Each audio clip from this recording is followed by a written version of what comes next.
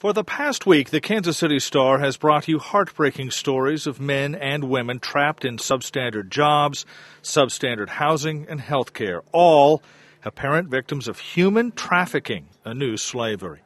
These victims have been brought here by traffickers despite the nation's commitment to stop the tragedy, a commitment the newspaper found isn't honored as often as almost anyone would like. So how might this trafficking in human beings, a new slavery, be confronted? The reporters who worked on the story say it won't be easy. What more could we do? We could probably train more law enforcement officers. We could be a little more careful about the visas we deny to some people who apply. We could definitely be more careful in screening the people that we put on airplanes and deport back home, because some of those people are human trafficking victims. We could, I think, be more vigilant about prosecuting the traffickers. It's kind of difficult at times to have all of the various parts that the human trafficking law requires to be in every single case.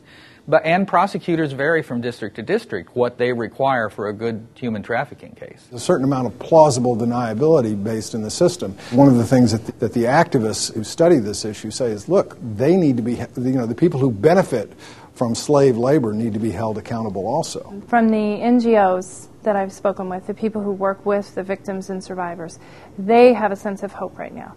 They believe that it's more than lip service with the Obama administration.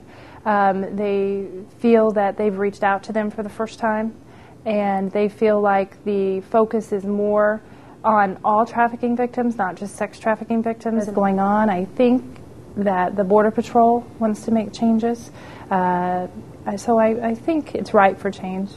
The victims featured in the Star series said they told their stories in part to send a message to others, a message that dreams of a new life in this country can sometimes end in tragedy. Dave Helling for the Kansas City Star.